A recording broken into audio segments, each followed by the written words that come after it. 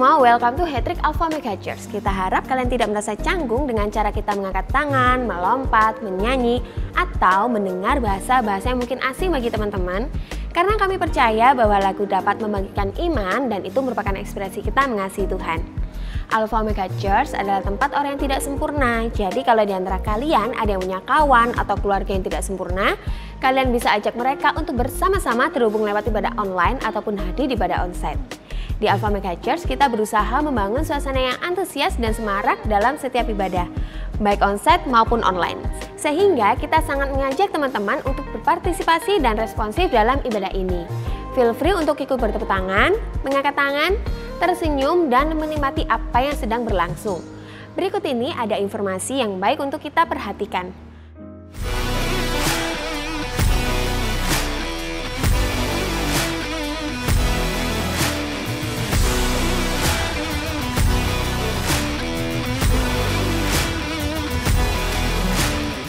Christian entrepreneur from a young age? Who says you can't? Let's join this event together.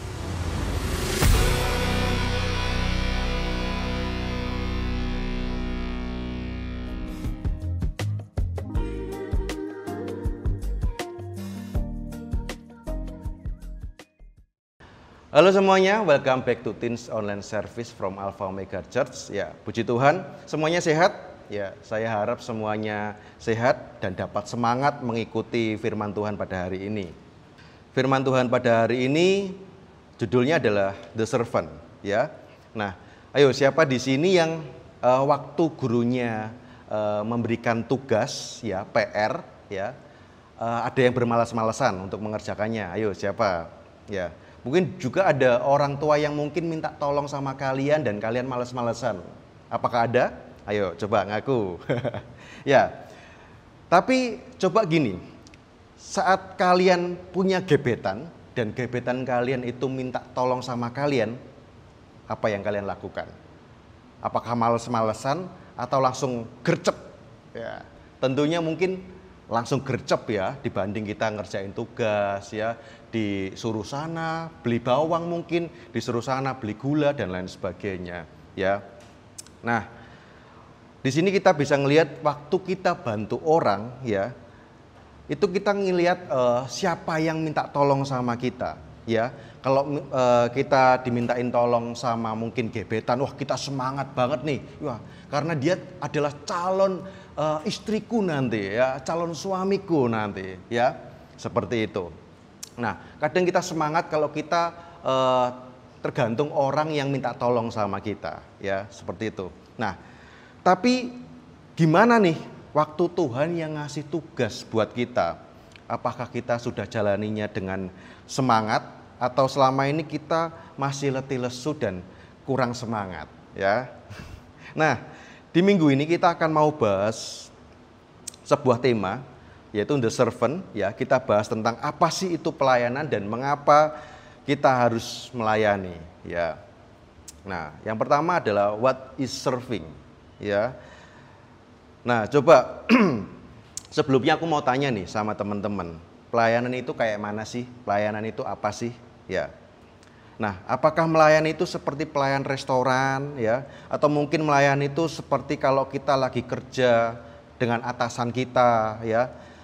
Dan ini menurut cara KBBI ya, menurut KBBI. Ya, melayani berarti membantu menyiapkan atau mengurusi apa-apa yang diperlukan seseorang. Nah, jadi kalau menurut sudut pandang KBBI, kita bisa melayani seseorang itu waktu seseorang itu membutuhkan sesuatu, ya, dan kita yang menyiapkan kebutuhan orang tersebut. Nah, tapi ada sebuah pandangan lain yang menarik tentang melayani nih. Coba ini kita baca ya. Nah, dalam bahasa Yunani, melayani adalah diakoneo, yang artinya melakukan segala sesuatu tanpa beban. Saya ulangi lagi ya. Dalam bahasa Yunani, melayani adalah diakoneo, yang artinya melakukan segala sesuatu tanpa beban. Sebab melayani bukanlah suatu beban, namun sebuah kehormatan. Ya. Melayani adalah suatu kegiatan membantu orang lain atau memberikan diri untuk menolong orang lain. Nah, ada sebuah kata-kata yang penting yang harus kita garis bawahi di sini. Melayani bukanlah beban, namun sebuah kehormatan, ya. Nah, ini kita bertanya nih, loh kok bisa sih kita ini melayani, kerja buat orang, ya? Kok itu disebut sebuah kehormatan? Kan aneh banget, ya. Harusnya kalau kita dihormati, kita yang harus dilayani dong, ya. Nah, seringkali di antara kita pasti kita memikirkan hal ini, ya kan? Dan banyak banget di antara kita yang gagal memahami makna dari melayani. Ini saya akan memberikan perumpamaan, ya. Ada bos A dan bos B. Bos A ini dapat memerintah dengan bijaksana, ya, dan memiliki visi yang jelas, ya, dekat dengan bawahannya, ya, dan mengenal sama bawahannya. Sedangkan bos si B ini orangnya semena-mena, ya, dan tidak memiliki visi yang jelas, dan juga tidak mengenal atau kurang mengenal bawahannya, ya. Nah, bayangin kalau kita bertemu dengan bos seperti si B ini, ya, tentu saja pekerjaan kita akan menjadi hal yang sangat berat, ya. Kita ngerasa terpaksa, terbebani, ya, dalam situasi pekerjaan yang seperti ini. Tapi kalau kita dipimpin bos A tadi, ya, kita akan baik-baik saja. Kita akan berikan tanggung jawab kita, ya, kita akan tunjukkan kinerja yang baik, ya. Tentu saja akan bangga, ya, dengan pekerjaan kita, ya. Kita akan bangga dengan tanggung jawab kita, ya, karena kita punya bos yang punya visi yang jelas dan dekat dengan kita. Dan bukankah kita juga harus menyikapi perintah Tuhan dengan perasaan seperti ini, ya? Coba kita buka dalam Markus 10 ayat 45, ya, Markus 10 ayat 45, saya akan membacakan untuk kita semua. Yesus berkata, "Karena Anak Manusia juga datang bukan untuk dilayani, melainkan untuk melayani dan untuk memberikan nyawanya menjadi tebusan bagi banyak orang." Nah, dalam ayat ini udah dijelaskan kalau Anak Manusia itu datang untuk melayani, bukan untuk dilayani, ya. Dan bahkan Tuhan sendiri sudah datang untuk melayani kita semua, yaitu manusia. Dan bukankah ini menjadi hal yang harus kita lakukan ke depannya? Selanjutnya yaitu slave mentality versus servant mentality, ya. Di dalam 1 Yohanes 4 ayat 19 berkata, ya, kita mengasihi karena Allah lebih dulu mengasihi kita. Nah, seringkali di antara kita menyikapi pelayanan itu dengan slave mentality. Dan hal ini yang seringkali membuat kita jatuh dalam pelayanan kita. Slave mentality atau mentalitas budak adalah pola pikir yang cenderung pasif, tunduk dan menerima keadaan tanpa usaha untuk memperbaiki atau mengubah situasi, meskipun memiliki potensi dan kesempatan untuk melakukannya. Dan seringkali bukan masalahnya yang besar, tetapi di mana kita meletakkan suatu masalah yang menjadikan diri kita seorang budak. Nah, seperti apa sih slave mentality itu? Ya, low self esteem and feeling powerless, ya. Seringkali kita lupa dan merasa hidup ini nggak ada power, ya. Jadi budaknya Tuhan, rasanya pokoknya Tuhan mau apa, ya udahlah kita terpaksa ngelakuin dah gitu. Kita ngerasa hidup untuk Tuhan itu kita lupa kalau kita juga hidup bersama dengan Tuhan, ya. Nah, yang kedua yaitu dependent on authority, ya. Seringkali kita yang di dalam state ini jadi merasa bergantung pada orang lain sehingga kita sendiri tidak berkembang, ya, menghindari tanggung jawab, dan seringkali hal ini membuat kita menjadi kurang inisiatif sehingga menyebabkan kehidupan kita sendiri tidak bertumbuh seperti itu. Nah, tapi bagaimana dengan servant in Christ, ya?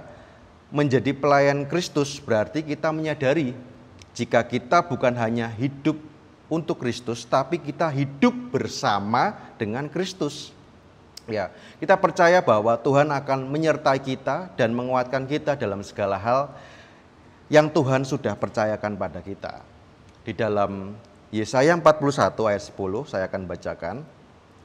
Janganlah takut sebab aku menyertai engkau, janganlah bimbang sebab aku ini Allahmu. Aku akan meneguhkan, bahkan akan menolong engkau, aku akan memegang engkau dengan tangan kananku yang membawa kemenangan. Amin. Ya. Menjadi pelayan Tuhan bukan berarti menjadi pelayannya hanya pada saat jam-jam ibadah saja. Tetapi melayani Tuhan yang sesungguhnya ialah melakukan segala yang kita lakukan sehari-hari demi kemuliaan nama Tuhan, entah dimanapun itu berada, ya. Nah, dan perlu kita sadari, ya, menjadi pelayan gereja berarti kita berkomitmen untuk memberikan apa yang terbaik untuk Tuhan sepenuhnya. Dan perlu kita pahami segala value yang kita lakukan di kehidupan kita sehari-hari adalah roh yang akan kita bawa saat kita menjadi sebuah pelayan dalam gereja. Nah, seringkali kita salah nih mengira jika melayani Tuhan itu berarti selalu berkorban untuk Tuhan, tetapi perlu kita sadari jika kita memang hidup bersama Kristus, segala pengorbanan dan pelayanan kita justru akan berbuah bagi kita sendiri, dan kitalah yang akan memanen buah dari segala perbuatan kita itu. Nah, kita masuk ke dalam conclusion, ya. What shall we do? Ya, yang pertama, answer our calling, ya. Bagi kita semua yang masih merasa tidak terpanggil untuk melayani, pahami bahwa kita semua dipanggil, namun sayang sekali tidak semua dari kita dapat menjawab panggilan itu. Bagi kalian semua yang hari ini hadir, ya, ini bukan suatu kebetulan, ya, melainkan ini adalah pesan Tuhan agar kita semua sadar jika kita semua sudah terpanggil. Ya, kita semua memiliki peran kita masing-masing.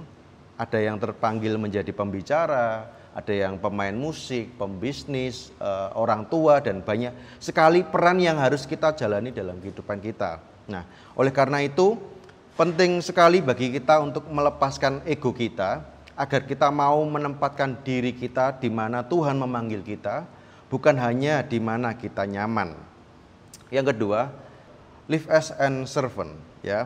Ibadah kita yang sesungguhnya adalah kehidupan kita sampai hari di mana kita dipanggil kembali, ya. Oleh sebab itu lakukanlah segala hal yang kita perbuat dengan selalu memberi yang terbaik untuk Tuhan. Ya, yang mungkin di sini yang masih sekolah, kalian harus belajar dengan sungguh-sungguh karena itu adalah pelayanan kalian, ya. Yang sekarang sedang bekerja, kalian juga harus bekerja dengan sepenuh hati karena itu adalah bagian dari pelayanan kalian. Yang sekarang berkeluarga nih, kasihlah keluarga kalian, pasangan, orang tua, siapapun, karena itu juga menjadi bagian dari pelayanan kalian.